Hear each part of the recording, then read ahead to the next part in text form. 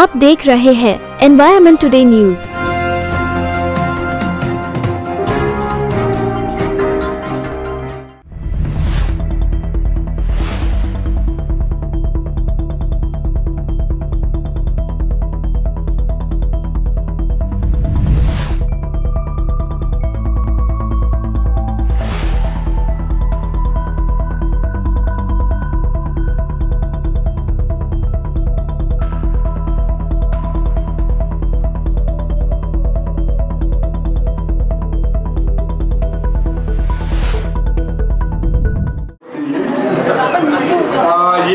जब भी नागपुर आते हैं ये प्रेस क्लब उनका घर जैसा है।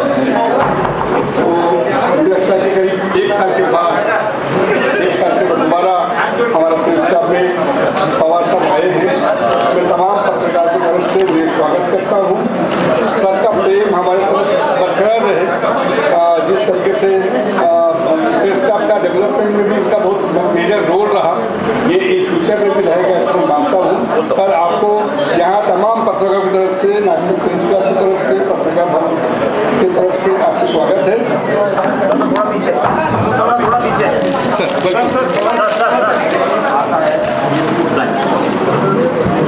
साहब के साथ अनिल बाबू देशमुख जी यहाँ आए हैं, उसको भी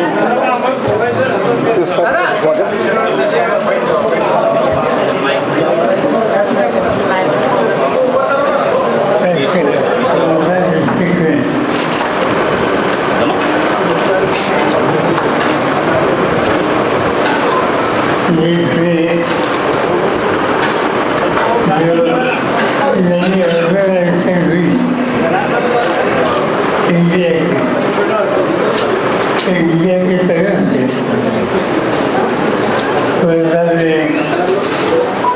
कि हमें करे इनका नॉमिनेशन था। हमें खरीद के बारे में ज़्यादा बोलने की आवश्यकता नहीं। महाराष्ट्र की विधानसभा में 3 बार विधायक रहे। पिताजी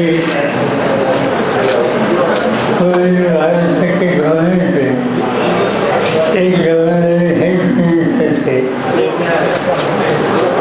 मेरा खुद का जो मंत्रिमंडल था इसमें वो मंत्री थे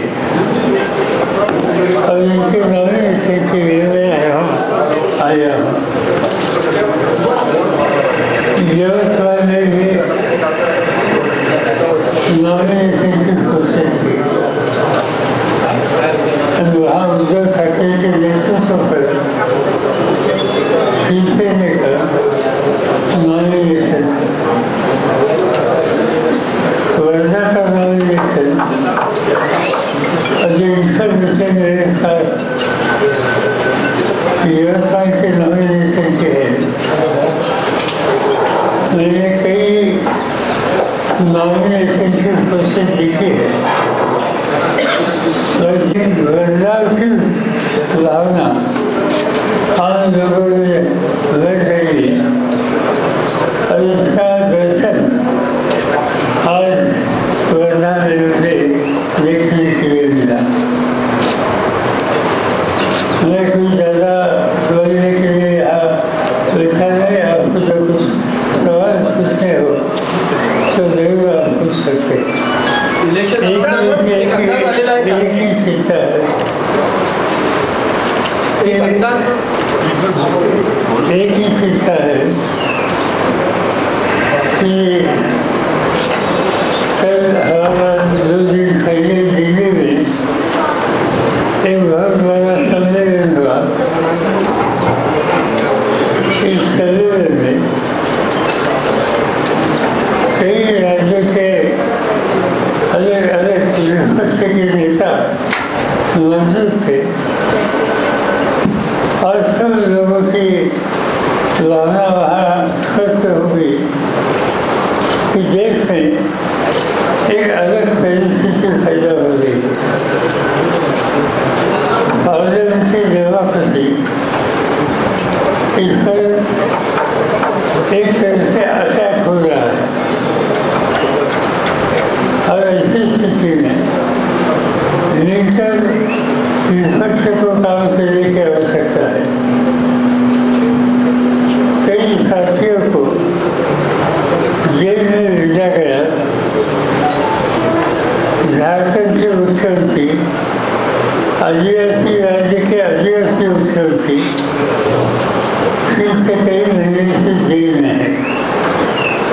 तो आप जानते हैं कि दिल्ली के मुख्यमंत्री अरविंद केजरीवाल उन्हें भी गिरफ्तार किया गया। आज वो जेल में है। जहाँ तक दिल्ली की बात है, मैंने कई बार देखा राज्य के देश के कई राज्यों से लोग केजरीवाल का जो एडमिनिस्ट्रेशन है उन्होंने रिफॉर्म्स जो किए वो देखने के लिए दिल्ली आते थे। और जिनकी एडमिनिस्ट्रेशन अच्छी है, ऐसे बातें लोगों में आती है, वही केजरीवाल आज जेल में है। इसके साथ साथ कई पार्लियामेंट, कई राज्य के विधायक वो आजकल हमें जेल में लिखने के लिए मिलते। इससे एक स्थिति देश में पैदा हो गई है कि पार्लियामेंट्री डेमोक्रेसी हो, ये देश की संविधान हो, इसके ऊपर आज अटैक हो रहा है। और ये स्थिति देखने के बाद हमें मिलकर काम करना होगा। और ये जो स्थिति पैदा करने वाली विचारधारा है, उनके खिलाफ हमें एक होकर आगे काम करने की आवश्यकता है। इस वही हम लोगों ने दिल्ली में परसों बैठकर बहस किया और इस रास्ते पर जाने के लिए हम लोगों का मन बनाया। मुझे लगता है कि कोई ज़्यादा अतिरिक्त इससे ज़्यादा बोलने की आवश्यकता नहीं। आपको कुछ पूछना हो आने वाले दिनों में और 4 नेता गिरफ्तार हो जाएंगे। आतिशी ने कहा और आने वाले दिनों, आने वाले 2 महीने में और 4 नेता आपके गिरफ्तार हो जाएंगे।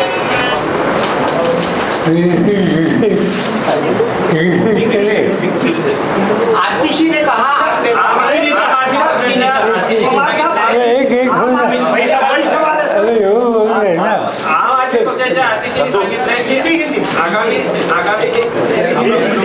आतिशी ने कहा आने वाले 2 महीनों में आपके 4 नेता और गिरफ्तार हो गए।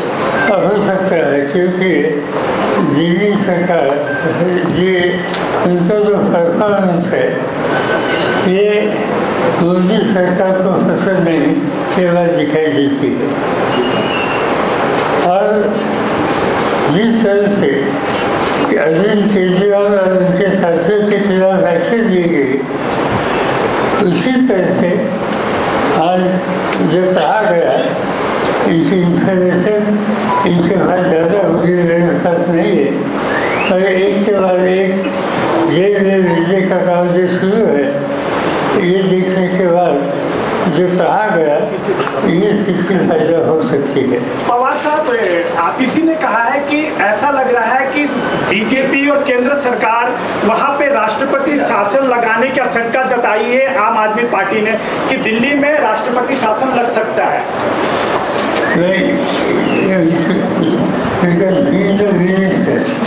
दिल्ली गवर्नमेंट के प्रतिनिधि है, उससे ज़्यादा उनको इस बारे में इंफॉर्मेशन होगी। पर एक बात पक्की है कि जहाँ विचारधारा अलग है, ऐसे विचारधारा अलग रखने वाले के खिलाफ असर करना, अटैक करना, उनको काम करना मुश्किल करना, ये प्रोसेस चालू है। ये हमने वेस्ट बंगाल में देखा, झारखंड में देखा, अभी दिल्ली में देखा।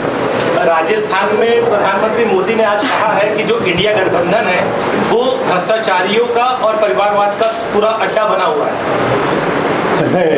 प्रधानमंत्री किस तरह से बातें करते हैं इस पर बहस करना मुश्किल है। In fact person who occupy highest position of the country, at least there has to be some control on his life. जिस तरह से वो कहते हैं, जगह जगह पर कहते हैं, भ्रष्टाचार के खिलाफ बोलते हैं। जरूर भ्रष्टाचार के खिलाफ बोलने में कोई गलती होगी, किसी ने की होगी तो कर सकते, मगर आज ही मैंने देखा एक अखबार में देश के फाइनेंस मिनिस्टर को किसी ने पूछा इस बारे में, तो उन्होंने कहा कि हमारे पार्टी में जिन लोगों ने गलत काम किया या जिनको भ्रष्टाचारी कहते थे वो लोग आ गए, ये अच्छी बात है।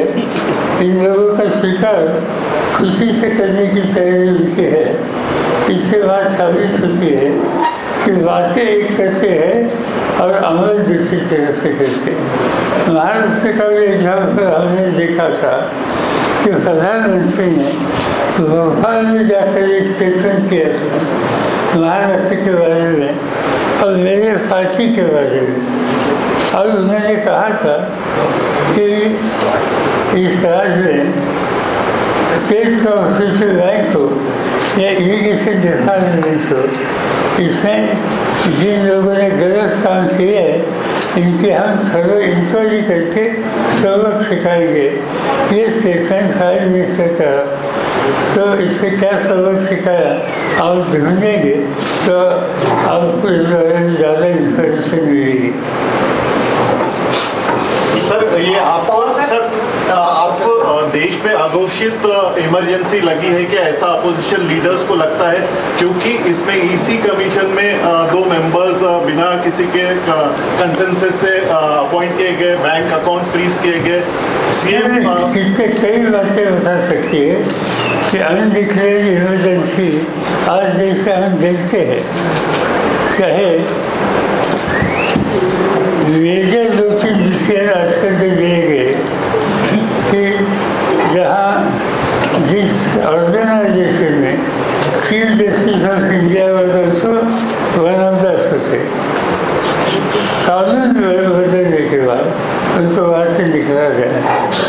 कोर्ट ने इसके खिलाफ डिसीजन देने के बाद फिर एडमिनिस्ट्रेटिव ऑर्डर निकाल कर फिर जो उन्हें चाहिए वो उन्होंने वहाँ किया। ऐसे कई बातें हैं कि जो बता सकते हैं। इसके बाद साहब जो इंस्टीट्यूशन है, ये इंस्टीट्यूशन पर हमला हो रहा है और ये देश के लिए चिंताजनक बात है। एक गवर्नमेंट है, रूलिंग पार्टी में हेगड़े नाम के एक सदस्य थे, मिनिस्टर ऑफ स्टेट, और उनका स्टेटमेंट मैंने वगैरह में पढ़ा कि इस चुनाव में मोदी जी को 2/3 आप बहुमत दे दो, क्योंकि हमें संविधान में सुधार करना है। तो संविधान में सुधार करने के बाद केंद्र सरकार में एक एमओएस पब्लिकली करते हैं। इससे ये बात साबित होती है कि हम जैसे लोगों को एक कॉन्स्टिट्यूशन पर एहसान करने की प्रोसेस आज शुरू हुई है। की अनडिक्लेयर्ड इमरजेंसी शायद उनका सामना हम सब लोगों को करना पडेगा। पवार साहेब आढळराव पाटलांनी अमोल कोल्हेंवर टीका करताना असं म्हटलं आहे की शरद पवार साहेबांच्या नावावर मत मागण्याचे दिवस आता गेले। ते मंचरमध्ये बोलत होते कार्यक्रमात। चांगली गोष्ट त्या मतदारसंघाचं इलेक्शन होईल, मतदान होईल आणि मतदान झाल्याच्या नंतर रिझल्ट येईल। तो रिझल्ट बघितल्याच्या नंतर डॉक्टर अमोल कोल्हे मोठ्या मताने विजय होतील आणि त्याच्यातून वस्तुस्थिती काय ही सगळ्याच्या समोर येईल। पवार साहेब ऑलमोस्ट पिक्चर क्लिअर झालेला आहे। पवार साहेब बोलू केंद्र सरकार म्हणत आहे की 400 पारचे वारंवार घोषणा देऊन राहिलेली आहे। इंडिया आघाडी आणि आता सगळे सीट शेअरिंग वगैरे फायनल केले, काही जागा सोडल्या आहेत। तर फायनल टॅली कशी राहू शकते, काही अंदाज आलेला आहे का आपल्याला? आणि ज्योतिषाने ह्या बरोबर आहे. ज्योतिषी नाही. पण प्रिडिक्ट पण मला हे स्वच्छ दिसतंय की लोकांचा मूल बदललेला आहे. लोकांचा मूल मोदींच्या विरोधी आहे. मतदान मोदींना अनुकूल होईल असं दिसत नाही. मला एक्झॅक्टली तुम्हाला तेवढे विचारवंत सगळे भाजपमध्ये आहेत, त्यामुळे ते उद्या काय होणार आहे हे सांगत असतात. 400, 390, 450 वगैरे वगैरे, तर ते ज्ञान त्यांच्याकडे आमच्याकडे नाही. पवार साहब, दिल्ली का जो शराब घोटाला है उसमें संजय सिंह जो सांसद है उनको आज जमानत मिली, सुप्रीम कोर्ट ने जमानत दी उनको, ईडी ने उनकी जमानत का विरोध नहीं किया. तो अब कहा जा रहा है कि ये जो शराब घोटाला एक तरीके से खड़ा किया गया था और उसमें कोई दम नहीं है, आप कैसा देखते हैं? जी मुझे मालूम नहीं, आज उनको छोड़ दिया. हाँ, जमानत मिली संजय सिंह. अच्छी बात है क्योंकि मैं राज्यसभा का सदस्य हूँ और मेरे सदन में जो है सर्वोच्च सदस्य मेरे साथ बैठे हैं, मैं उनको अच्छी तरह से जानता था. हमें अच्छे से लगा जिस तरह से उन्हें अरेस्ट किया गया. एक तरह के उनके ऊपर अन्याय था. ये अच्छी बात है कि उनको आज छोड़ दिया. इससे आगे क्या सच्चाई है उस देश के सामने आएगा. पवार साहेब, वंचित बहुजन आघाडीचे नेते प्रकाश आंबेडकर महाविकास आघाडीमध्ये सामील नाही आहे. अशा वेळेस 2019ची पुनरावृत्ती 2024 मध्ये होण्याची शक्यता आहे. मला सांगता येणार नाही, पण आमचा प्रयत्न आहे की प्रकाश आंबेडकरांनी आमच्यावर काम करावं आणि त्या दृष्टीने त्यांच्याशी आमच्याशी काही सरकारी डायलॉग ठेवत आहेत. त्याच्यानंतर दुसरी एक गोष्ट अशी आहे की तुम्ही 2019चा उल्लेख केला, तर त्या काळात वंचितने सायदेवान मतं घेतली ही वस्तुस्थिती. पण वंचित या संघटनेमध्ये दुसरा एक मायनॉरिटीचा घटक मोठा होता. मायनॉरिटीचं नेतृत्व करणारे लोक त्याच्यामध्ये होते. आज ते त्याच्यामध्ये दिसत नाही. त्यामुळे एकदम मागच्यासारखा निकाल लागेल असा निष्कर्ष मी आज तरी काढू शकत नाही. पवार साहेब, एक प्रश्न असा आहे की ज्या प्रकारे भारतीय जनता पार्टी वेगवेगळ्या रिजनल पार्टीजला तोडतं आहे, म्हणजे NCPचे 2 तुकडे झाले, शिवसेनेचे 2 तुकडे झाले, तर या लोकसभा निवडणुकीमध्ये मतविभाजनाचा किती परिणाम होईल तुमच्यावर आणि इतरांवर देखील? नाही, परिणाम सर्वात होऊ शकतो, पण मला लोकांचं मूळ वेगळं दिसतंय. लोकांचं मूळ मला असं दिसतंय की ज्या कॉन्स्टिट्युन्सीमध्ये ज्या पक्षाचा उमेदवार भाजपचा पराभव करू शकेल त्याला लोक मतं दिसतील. म्हणजे माझा एक अनुभव अनेक वर्षाचा, मायनॉरिटी या देशाच्या ज्या आहेत त्या कुणाला विजयी करायचा ह्याचा विचार करण्यापेक्षा कुणाला डिफीट करायचा याचा विचार करतात. ते आपलं मत वाया जाऊन देणे हा विचार करतात. आता या देशात मला असं वाटतं की BJPला डिफेट करावं हा विचार या वेगवेगळ्या विचारधारावर येण्याची शक्यता नाकारता येत नाही. त्याचा जो प्रभावी पराभव ह्या पराभव भाजपचा करायला पुढे येईल त्याला लोकमत देतील. नागपुरात का बरं राष्ट्रवादीने उमेदवार उभा नाही केला? यामागे गडकरी यांच्यासोबत तुमचे जिव्हाळ्याचे संबंध आहेत की इथं आमचा राजकीय शक्ती आम्हाला या ठिकाणी पुरेशी नाही आणि आज एकत्र येऊन गडकरींच्या संदर्भात पर्याय देण्याचा प्रयत्न जो केला आहे त्या प्रयत्नाला मदत होईल अशी भूमिका आपण घेतली पाहिजे. मतं व्यवहारी होईल असं काम करण्याची आवश्यकता नाही. आणि ही स्थिती बघितल्याच्यानंतर कुठेही उमेदवार तुमची शक्ती असो असता नसो ते उभे करण्यात अर्थ नाही. यवतमाळ येथील माहितीचा उमेदवार अजून ठरलेला नाही. हिंगोली येथील हेमंत पाटला यांना उमेदवारी दिली, मात्र भाजप पदाधिकाऱ्यांकडूनच त्यांना विरोध होत आहे. चांगलं यवतमाळचा माहितीचा उमेदवार अजून ठरलेला नाही. 2 दिवस राहिले नामांकनासाठी. साहेब महायुतीमध्ये आहे का? साहेब घटक आहे का? पवार साहब विपक्ष ने अजीत दादा को अपनी तरफ कर लिया है, आपका जो चुनाव चिन्ह था वो अपनी तरफ खींच लिया और ऐसा पोर्ट्रे किया है कि आप एक महाराष्ट्र के मतलब एक बहुत बड़े आप नेता है, राजनेता है, इसमें माहिर है, लेकिन विपक्ष ने ऐसा पोर्ट्रे किया है कि this is the end of Sharad Pawar era. तो क्या ये सही है, और नहीं तो इसके आगे आपकी क्या युक्ति है? ये यहाँ के एक नेता है, आज भारत से गवर्नर जस्टिस ही है, उन्होंने 5 साल पहले इलेक्शन के पब्लिक स्टेटमेंट दिया था कि महाराष्ट्र में शरद पवार एरा खत्म हो गया। ये बोलने के बाद जो चुनाव हुआ और इलेक्शन के बाद जो स्थिति सामने आ गई, ये स्थिति ऐसी थी कि वो विपक्ष में रहे और शरद पवार और उनके साथी उन्होंने 2.5 साल के लिए महाराष्ट्र की हुकूमत चलाई। अजीत दादा पवार की एकता कितनी मजबूत है, इसका कितना असर होगा और आने वाले समय में इसमें सेल नहीं लगेगी, उसके लिए क्या आइडिया?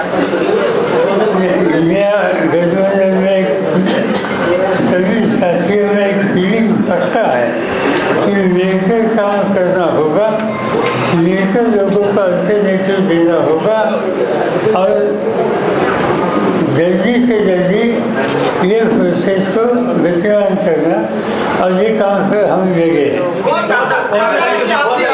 सातारा की आपकी विनिंग सीट है, 2014 में भी विरोधी आपसे जीत नहीं पाए, 2019 में भी आपसे जीत नहीं पाए, लेकिन इस बार आपके पास वहाँ कैंडिडेट नहीं है, आप बदला बदली करने जा रहे हैं कांग्रेस के साथ में, ऐसा विरोधी आप पे आरोप लगा रहे हैं, क्या कहना चाहिए? बात ऐसी है कि सरकार की सीट हम लोग 100% जीते, वहाँ कौन कैंडिडेट रहना चाहिए इस पर आपस में हमारी बात चालू है।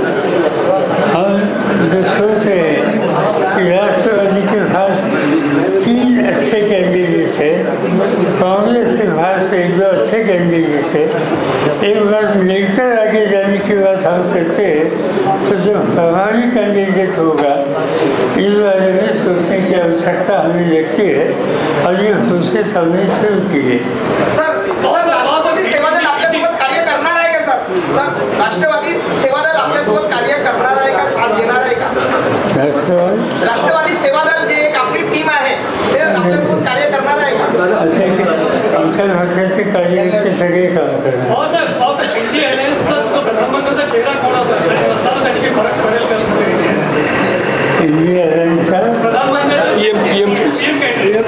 ये बात कोई हमने सोचा नहीं और ये इशू आज जो हम करना चाहते हैं इस रास्ते में आएगा नहीं।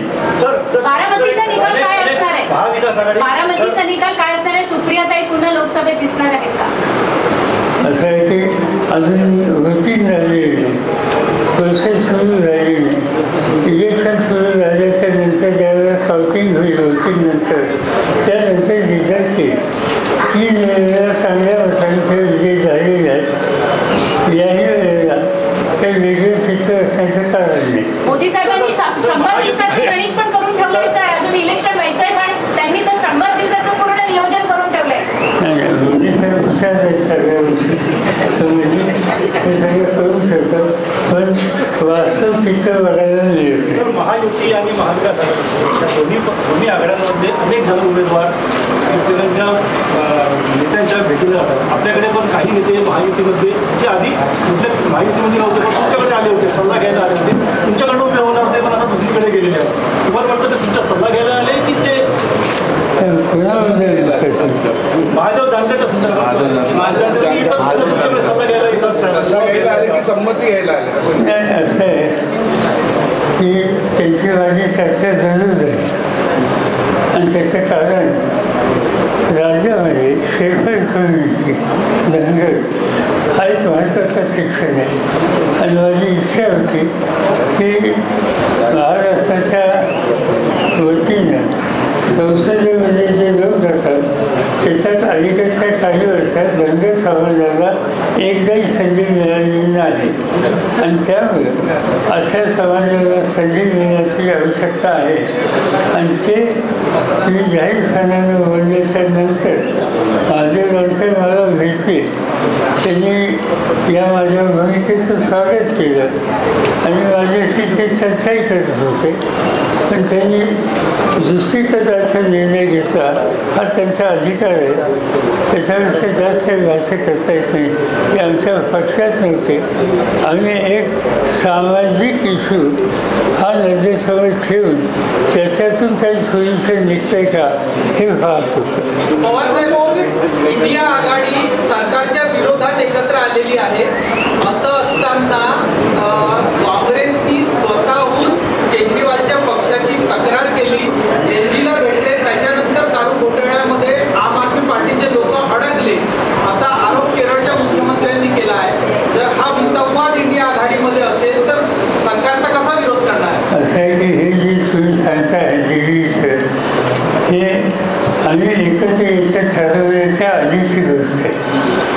असं तुम्ही काल बघितलं, केजरीवालच्या अटकेच्या प्रश्नावर काँग्रेस असो, डावे असो, तमिळ लोक असो, सगळे एकत्र आल्याचे. त्या डाळ्यावर केजरीवालच्या श्रीमतीजींनी सुद्धा भाषण केलेलं होतं. तुम्ही जे प्रश्न विचारताय तो त्या पूर्वीच्या काळाच्या गोष्टी आज त्याच्यावर नाही. आणि केरळचा जर विचार केला तर केरळची स्थिती आणि बाकीच्या राज्यांची स्थिती याच्यात फरक आहे. केरळमध्ये आज डाव्यांचं सरकार आहे. त्या डाव्यांच्या सरकारमध्ये माझ्या पक्षाचा एक मिनिस्टर आहे ते आणि काँग्रेस यांच्यात तिथे संघर्ष आहे. पण नॅशनल लेवलचे इश्यू ज्यावेळी येतात त्यावेळी केरळ गव्हर्नमेंट आम्हा सगळ्यांच्या नॅशनल लेवलच्या इश्यूची जी लाईन आहे त्याच्याशी सुसंगत लाईन घेतात. पवारचा प्रश्न थोडा मोठा आहे. सकाळी विकास ठाकरे आपल्याला भेटले. प्रश्न थोडा मोठा आहे. म्हटलं विकास ठाकरे सकाळी आपल्याला भेटले, त्यांना आपण काय कानमंत्र दिला निवडणुकीसंदर्भात? कारण की 5 वर्षापूर्वी जी इमामवाड्यामध्ये आपली सभा झाली तिथून नागपूरचे तत्कालीन मुख्यमंत्री आणि आपला वादविवाद तिथं सुरू झाला. म्हणजे त्यांनी तुम्ही बोलले, मग त्यांनी आरोप केले. आणि मागच्या वर्षी आपण इथे आमरसाच्या पाहुणचारासाठी गेलो ते गडकरींकडे. तर यावेळेस त्यांच्याबद्दल आपली काय भूमिका? असं आहे की इंडिव्हिज्युअल कोणाबद्दल बोलायची काही गरज नाही. प्रश्न असा आहे की इथं आम्हाला BJPचे विरुद्ध जे संघटन आहे त्या संघटनेने दिलेला उमेदवार निवडून यावा अशी आमची इच्छा आहे. आगे आने वाले समय में अजीत दादा पवार, शरद पवार और पुरानी एनसीपी को देखने का कुछ है मामला कि नहीं है? जो बीजेपी के साथ जाते हैं उनका रास्ता हमारे लिए अलग परवानगी। सर अभी ये 2024 में पूरे भारत देश में ईवीएम का विरोध हो रहा है, इसमें आपका विरोध है क्या? ईवीएम मशीन में ईवीएम से होना चाहिए या बैलेट पेपर से? नहीं, हम सब लोगों ने एक कम्युनिकेशन इलेक्शन कमीशन को भेजा था जीतन, और इसमें यह वोटिंग सिस्टम जो है इसमें सुधार करने की या बदल करने की आवश्यकता है। आज दुनिया में चाहे अमेरिका हो, जापान हो, अभी बांग्लादेश हो, इस सभी देशों में अपनी पुरानी वोटिंग की जो सिस्टम है इस पर वो अमल करते हैं, वही यहाँ करने की आवश्यकता है। ईवीएम के बारे में लोगों के मन में आशंका पैदा हुई है। कहाँ तक सच्चाई है कि मैं कह नहीं सकता हूँ, पर साइडल सेक्टर ऑफ द सोसाइटी दूर ही कि मेरी सब मुकाबले ऐसी स्थिति हो कि इसका सुधार होने की या बदल करने की आवश्यकता है। एक नाथ खड़से जी बीजेपी में जाने की चर्चा चल रही है। एक नाथ खड़से जो है वो बीजेपी में जा सकता है, ऐसी चर्चा चालू है। एक नाथ खड़से हे बीजेपी में जाऊ शकते असं चर्चा आहे। मी त्यांचं एक स्टेटमेंट वाचलं 2 दिवसापूर्वी। राजकीय काही निकाल मला वेगळा घ्यायचा असेल तर मी पवार साहेबांशी बोलले, त्यांच्याशी चर्चा करेन। त्यांनी माझ्याशी काही चर्चा अद्याप केलेली नाही। आमच्या सरकारने 100 दिवसामध्ये आम्ही विदर्भ राज्य वेगळा करू। गडकरी म्हटलं होतं का 100 दिवसामध्ये सरकार आली तर आम्ही विदर्भ राज्य वेगळा करू। गडकरी नाही होती पहिले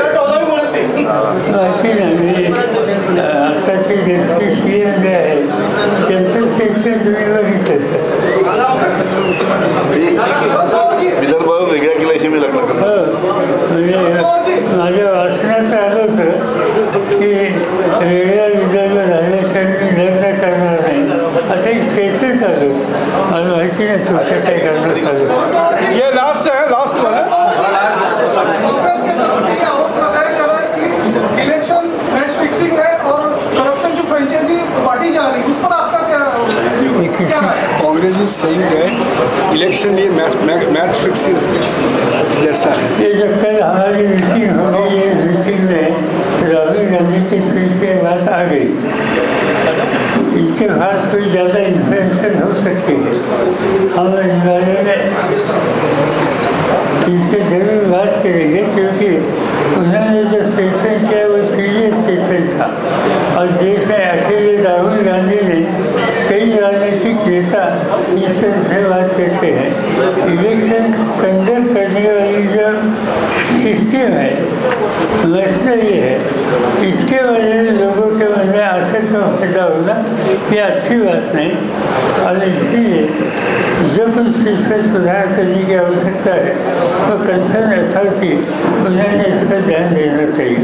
So you said that कि system should be changes, but you supported EVM. EVM का हमने विरोध नहीं किया, मगर EVM में सुधार होने की आवश्यकता है। इस बारे में लोग बोलते हैं वो नज़रअंदाज करना ठीक नहीं। और साहब, चीन जिस तरीके से हमारी सीमा पर कुरापात कर रहा है, अभी एक खबर ऐसी आई थी कि अरुणाचल के कुछ गांवों के नाम चीन ने चेंज कर दिए। परराष्ट्र मंत्री जयशंकर को इसके बारे में जब पूछा गया तब उन्होंने कहा इस बात में कुछ दम नहीं है, अगर नाम चेंज भी करते तो इससे कुछ फर्क नहीं पड़ता। दो बातें हैं। कल प्रधानमंत्री साउथ में थे तो उन्होंने एक छोटा आइलैंड, आज नहीं इंदिरा जी के ज़माने में, श्रीलंका को दिया। इस बारे में उन्होंने बहुत अटैक किया। ये आइलैंड का नाम मुझे तो मालूम नहीं था, मैं कबूल करता हूँ। और इससे पहले ये आइलैंड की बात कभी लोगों के सामने आई भी नहीं थी। बहुत ही छोटा आइलैंड। एक तरह से प्रधानमंत्री इंदिरा जी जो आज हयात में, इनके ऊपर अटैक करते हैं, इस आइलैंड उनको दिया इसलिए। और दूसरी तरफ से आज हम चाइना ने जो अपना एरिया, बहुत बड़ा area, practically in thousands square kilometre उन्होंने इस पर आक्रमण किया है। ये बात सबके सामने है। इस बारे में वो देखते नहीं, बोलते नहीं, ये सब नज़रअंदाज करते हैं। और ये छोटी बात है, इसका नाम बदला या नहीं बदला, इस पर ध्यान देते हैं। मुझे लगता है कि नेशनल इंटरेस्ट संभालने की जो जिम्मेदारी है वो सीरियसली जिम्मेदारी पूरी करते हैं। पवार साहेब, माझा एक प्रश्न आहे, एक शेवटचा प्रश्न। जर केंद्रामध्ये पुन्हा भाजपची सरकार आली आणि नितीन गडकरी जर प्रधानमंत्रीच्या रेसमध्ये असले तर तुमचं काय होईल?